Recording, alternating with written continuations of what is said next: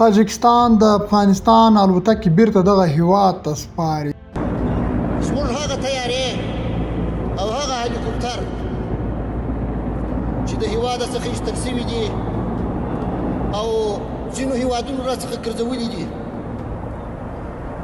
زه اعلان ورته کوم په ډېر احترامانه شکل باندې، په ډېر احترام سره چې زموږ کومې تیارې چې تاسو سره ولاړې دي هغه که د تاجکستان سره دي که د ازبکستان سره دي دا بیرته راولي. د راپورونو له مخې تاجکستان د افغانستان لزگونه چورلکې بیرته دغه هیواد ته ورکوي. ما یک بال طیاره فعال هم نداشتیم چون تمام آنهای طیاره هایی که موجود بود به دست اداره اشغالی تخریب گردیده بود، ولی با استفاده از کادرهای مسلکی، انجینرهای داخلی، الحمدلله امروز ما تعداد بالای بیشتر از 50 بال طیاره موجود در اختیار خود داریم. د تیر حکومت له پرځېدو وروسته ګڼ شمېر چورلکې افغان پیلوټانو تاجکستان او ازبکستان هیوادونو ته وتښتولې.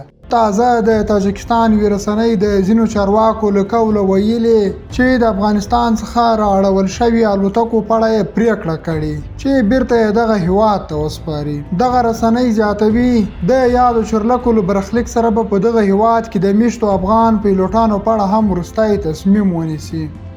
د افغانستان سرپرست حکومت هم د هغو نظامی تجهیزاتو غوښتنه کوي چې د امریکایي ځواکونو د وتلو په وخت کې بهر ته انتقال شوي.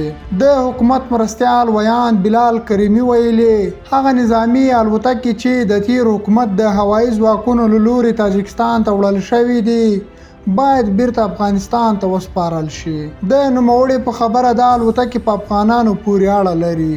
د رویټرز خبري اژانس د خبر له مخې د 2021 کال په اگست میاشت کې د پخواني حکومت د هوایي ځواکونو له لوري 46 هلیکوپټر او نظامي الوتکې ازبکستان او 19 نورې تاجکستان ته اړول شوي وي. د سرپرست حکومت د ملي دفاع سرپرست وزیر ملا یعقوب مجاهد هم ویلي وو که د افغانستان الوتکې